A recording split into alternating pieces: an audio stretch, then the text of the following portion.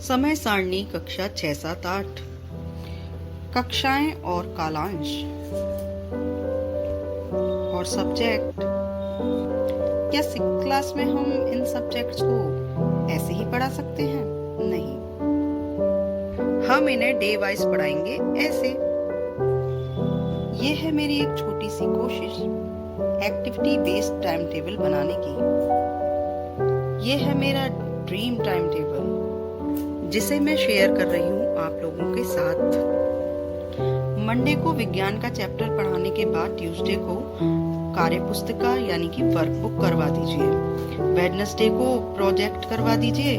Thursday को उसका revision.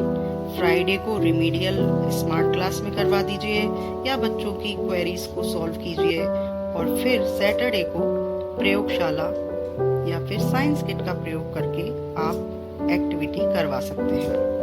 Social science पढ़ाने के लिए भूगोल का चैप्टर पढ़वा दीजिए। अगले दिन उसका अभ्यास कार्य, प्रोजेक्ट प्रैक्टिकल के रूप में करवा दीजिए। कोई चार्ट बनवा दीजिए जिससे कि बच्चों का अच्छे से जो भी कॉन्सेप्ट है वो क्लियर हो जाए।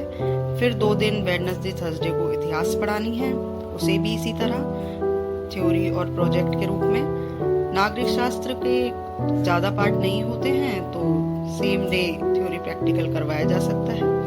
और फिर सोशल साइंस में ही हम इको क्लब और पर्यावरण अध्ययन ले लेंगे, क्योंकि पर्यावरण अध्ययन के साथ साथ हम इको क्लब को भी चला सकते हैं जो कि एक महत्वपूर्ण अंग है।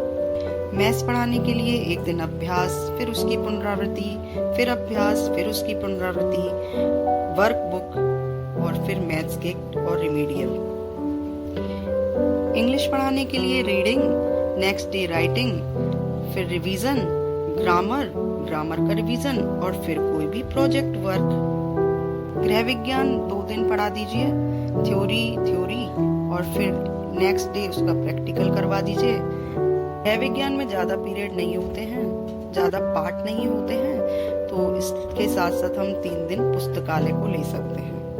और फिर 8th एक्टिविटी पीरियड में हम खेल, शारीरिक शिक्षा, scout, art and craft, music per day change कर करके स्मार्ट क्लास, डांस, नाटक, मीना मंच आदि को करके अगर अपने ड्रीम टाइम टेबल को सेट कर पाए तो हमारे सरकारी के बच्चे भी किसी प्राइवेट स्कूल से कम नहीं रहेंगे।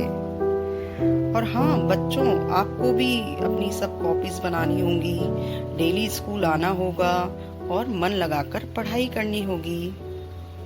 Bye bye.